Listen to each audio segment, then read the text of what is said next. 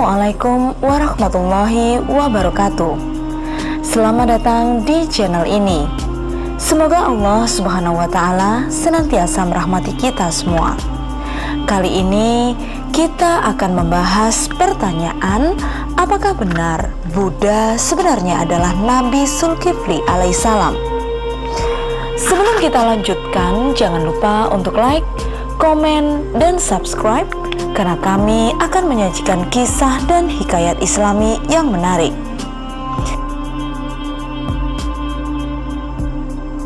Nama Zulkifli merupakan seorang nabi, walau dalam kisahnya sendiri tidak dijelaskan secara syarat tegas dalam Al-Quran. Tetapi menurut pendapat Imam Ibnu Katsir dalam tafsir Al-Quran, ditegaskan bahwa Zulkifli juga merupakan seorang utusan Allah. Dengan alasan tidak ada seorang pun yang disebutkan dalam deretan para nabi kecuali mereka adalah nabi. Dijelaskan jika Nabi Zulkifli adalah putra nabi dari Nabi Ayub yang nasabnya Bashar bin Ayub, dengan artian Zulkifli bukanlah nama aslinya. Diutus Allah karena kaum bernama Arami atau Amori, yaitu bangsa Rum, tinggal di wilayah Damaskus dan Yordania. Tetapi ada juga ulama yang berpendapat bahwasanya Nabi Zulkifli melanjutkan kepemimpinan dari Nabi Ilyasa yang saat itu tidak memiliki keturunan. Tentunya dengan sejumlah syarat yang diterimanya, usai mengalami 3 kali penolakan karena dianggap masih terlalu muda. 3 persyaratan yang saat itu diminta oleh Nabi Ilyasa, diantaranya selalu berpuasa pada siang hari, melangsungkan sholat malam, dan yang ketiga, tidak pernah marah sepanjang hidup.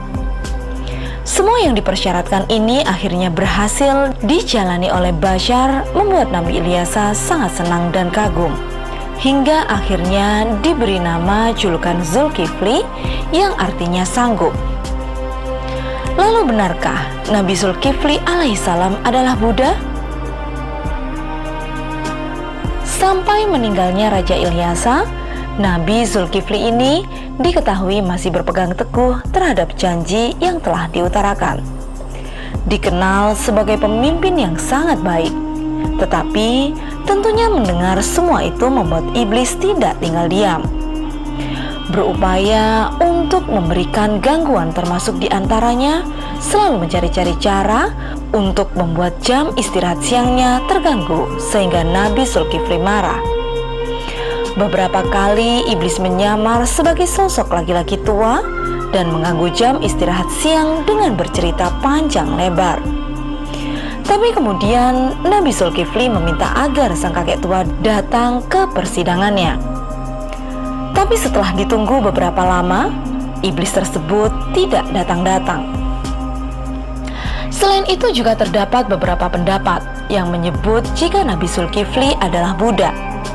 Tetapi ada juga yang merasa jika Buddha adalah Nabi Idris atau Nabi Khidir yang didasari karena yang dianggap bentuk Arab dari Kapil atau kependekan Kafilah Vastu, merupakan ibu kota dan tempat tinggalnya Siddhartha Gautama sebelum meninggalkan istana. Karena adanya sejumlah prinsip hidup yang dimiliki oleh Nabi Zulkifli juga diajarkan dari Siddhartha Gautama, serta tempat Buddha mendapatkan wahyu dan menjadi rasul yang diyakini lahirnya agama Buddha. Benarkah Nabi Zulkifli alaihissalam adalah seorang Buddha? Apakah bukti Buddha adalah Nabi Zulkifli? Kalau begitu mari kita simak dan pelajari riwayat hidup kedua tokoh ini. Maka ada kemungkinan 90% mereka adalah orang yang sama. Sebelum membahas tentang riwayat kehidupan kedua tokoh penting ini, ada beberapa hal yang harus kita ketahui, yaitu Buddha adalah sebutan bagi seorang yang telah memperoleh pencerahan batin yang sempurna. Buddha itu bukan hanya satu, tetapi terdapat begitu banyak Buddha dalam beberapa kelahiran atau zaman. Buddha bukanlah Tuhan, seperti yang tertera dalam kitab Tripitaka. Tidak ada yang menyelamatkan kita selain diri kita sendiri. Tidak ada yang dapat dan tidak ada yang mungkin. Diri kita sendiri yang harus menjalani sang jalan. Akan tetapi, para Buddha telah menunjukkan sang jalan dengan jelas. Jadi di sini para Buddha berperan sebagai pemberi jalan agar semua manusia terselamatkan dari tingkah laku yang salah. Buddha bisa juga disebut sebagai nabi atau seperti sebutan dalam agama non-Buddhis. Dalam pernyataan tersebut, dapat diambil kesimpulan bahwa Buddha bukanlah Tuhan, melainkan seseorang yang menyampaikan suatu ajaran kebenaran. Mari kita lanjutkan ke penjabaran kisah dari kedua tokoh tersebut.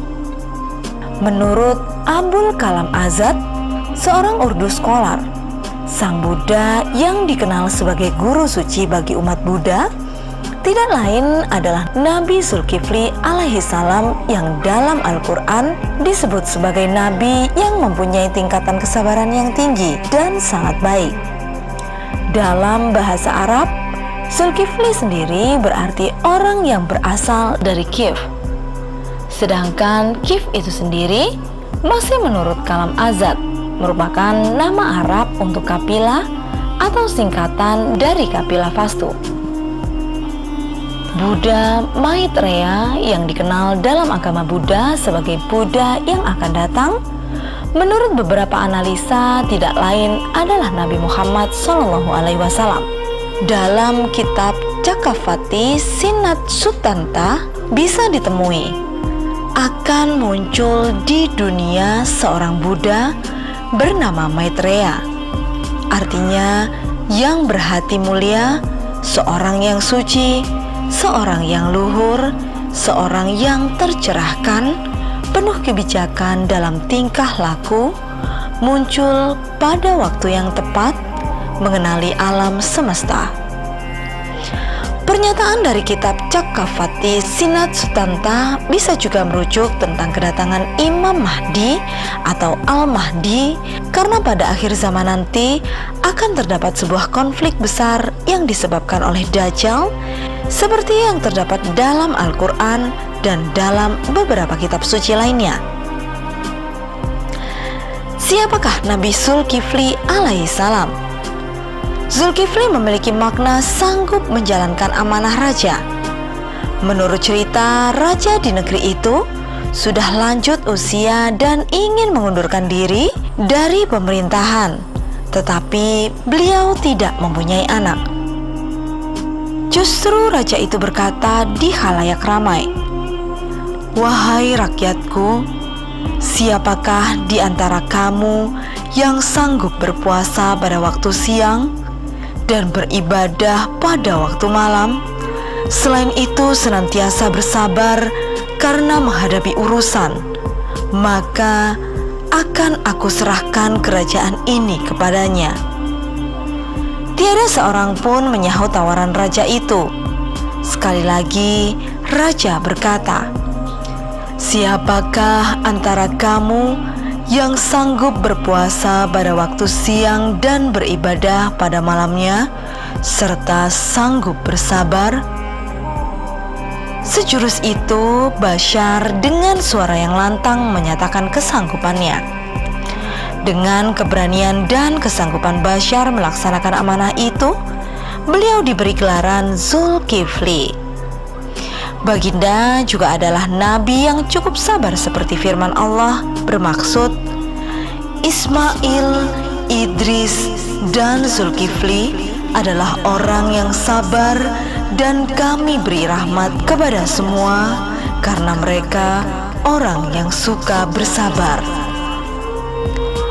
Dalam agama Buddha, perkataan Buddha bermaksud seorang yang bijaksana atau dia yang mendapat petunjuk. Kadangkala istilah ini digunakan dengan maksud nabi.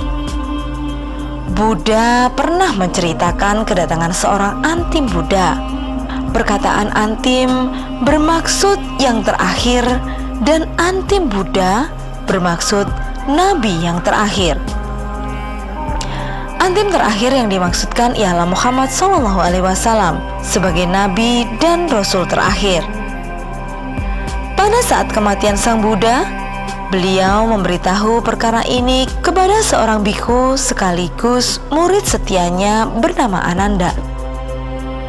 Nabi dalam bahasa Arab berasal dari kata naba yang berarti dari tempat yang tinggi. Karena itu orang yang di tempat tinggi dapat melihat tempat yang jauh. Nabi dalam bahasa Arab sinonim dengan kata Buddha sebagaimana yang dipahami oleh para penganut Buddha. Sinonim pengertian ini dapat diringkaskan sebagai seorang yang diberi petunjuk oleh Tuhan sehingga mendapat kebijaksanaan yang tinggi menggunung. Bersamaan Nabi Zulkifli dengan sang Buddha. Maka kembali lagi kita ke pembahasan, benarkah Buddha itu disebut dalam Al-Quran? Sebenarnya tidak ada kata-kata Buddha dalam Al-Quran. Namun, menurut Dr. Alexander Berzin, bahwa terdapat catatan para sejarawan dan peneliti yang mengaitkan beberapa ayat Al-Quran dengan sang Buddha, yaitu pada maksud ayat, demi buah tin dan buah zaitun, demi bukit Sinai, dan demi kota Mekah ini yang aman, sesungguhnya kami telah menciptakan manusia dalam bentuk yang sebaik-baiknya. Kemudian kami kembalikan dia ke tempat yang serendah-rendahnya, yaitu neraka, kecuali orang-orang yang beriman dan mengerjakan amal saleh. Maka bagi mereka pahala yang tiada putus-putusnya. Maka apakah yang menyebabkan kamu mendustakan hari pembalasan sesudah adanya keterangan-keterangan itu? Bukankah Allah hakim yang seadil-adilnya? Beliau menjelaskan bahwa buah zaitun melambangkan Yerusalem, Isa alaihi salam atau Yesus atau Al-Masih dalam Nasrani. Bukit Sinai melambangkan Musa alaihi salam dan Yahudi. Kota Mekah pula menunjukkan Islam dan Muhammad SAW. Manakala pohon tin atau fig pula melambangkan apa? Tin atau fig sama dengan pohon bodhi. Pohon bodhi adalah tempat Buddha mencapai pencerahan sempurna. Al-Qasimi di dalam tafsirnya berpendapat bahwa sumpah Allah Subhanahu wa Ta'ala dengan buah tin yang dimaksud ialah pohon bodhi. Profesor Hamidullah juga berpendapat sama dengan Al-Hashimi bahwa perumpamaan pohon atau buah tin atau fig di dalam Al-Quran ini menunjukkan Buddha itu sendiri. Maka disinilah mengapa sebagian ilmuwan Islam meyakini bahwa Buddha telah diakui sebagai nabi di dalam agama Islam. Manakala Hamid Abdul Qadir, seorang sejarawan abad ke-20 mengatakan bahwa Buddha yang agung, riwayat dan ajarannya dalam bahasa Arab, Buddha Al-Akbar Hayatuh wa Falsaftuh, menjelaskan bahwa Buddha adalah Nabi Zulkifli, yang berarti dia yang berasal dari Kifl atau Zulkifli disebutkan 2 kali dalam Al-Quran. Dan ingatlah kisah Ismail, Idris, dan Zulkifli. Semua mereka termasuk orang-orang yang sabar. Surah Al-Anbiya ayat 85. Kesimpulannya adalah Nabi Zulkifli alaihissalam dan Nabi Idris alaihissalam sama-sama memiliki kisah hidup yang mirip dengan kisah hidup sang Buddha. Tetapi kisah hidup sang Buddha Gautama lebih mendekati dengan kisah hidup Nabi Zulkifli alaihissalam daripada Idris alaihissalam. Walaupun demikian, Nabi Idris juga dapat dikaitkan dengan sang Buddha karena dalam suatu zaman ada begitu banyak Buddha, sehingga kita dapat merujuk pada Quran Surah Al-Anbiya ayat 85 yang menyebutkan bahwa mereka, Nabi Zulkifli dan Nabi Idris alaihissalam, termasuk orang-orang yang sabar dan semuanya termasuk orang-orang yang paling baik. Hal ini berkaitan erat dengan konsep ajaran Buddhisme yang juga mengajarkan tentang kesabaran, seperti kesabaran dalam menundukkan hawa nafsu dalam meditasi. Dalam sejarah Islam, Nabi Zulkifli alaihissalam adalah antara nabi yang mempunyai cerita yang paling sedikit dibicarakan. Hal ini mungkin menjadi faktor kepada sebagian ulama menyamakan watak Zulkifli dalam Al-Quran dengan Buddha yang secara kebetulan banyak persamaan sekiranya disesuaikan. Allah berfirman mengenai buah zaitun, Bukit Sinai, dan kota Mekah. Mekah dikaitkan dengan Nabi Muhammad SAW, Bukit Sinai dengan Nabi Musa, zaitun dengan Nabi Isa alaihissalam, dan siapa pula dikaitkan dengan buah tin? Dikatakan dalam sejarah bahwa Sang Buddha duduk di bawah pohon tin. Jika merujuk pada istilah Islam, dia mendapat wahyu sewaktu duduk di bawah pohon tersebut. Namun, bila merujuk pada pemahaman ajaran Buddhisme, dia mendapatkan ilham sewaktu semedi atau meditasi di bawah pohon tersebut. Allah menyebutkan perihal nabi-nabinya. Tin, Nabi Zulkifli, Buddha; zaitun, Nabi Isa alaihissalam; Sinia, Bukit Sinai, Nabi Musa; dan Baladil Amin, tanah yang aman dan selamat, yaitu Mekah, Nabi Muhammad SAW. Ini mengikuti urutan berdasarkan ayat tersebut. Hebatnya Al-Quran sebagai kalimat Tuhan dan susunan sejarah riwayat para nabi-nabinya. Mari kita sama-sama merenungkan. Demikian cerita tentang Buddha dan Nabi Zulkifli alaihissalam. Hanya Allah yang Maha mengetahui. Terima kasih telah mengikuti channel ini. Jangan lupa untuk like, komen, dan subscribe, karena kami akan memberikan kisah dan hikayat Islam yang menarik lainnya. Wassalamualaikum warahmatullahi wabarakatuh.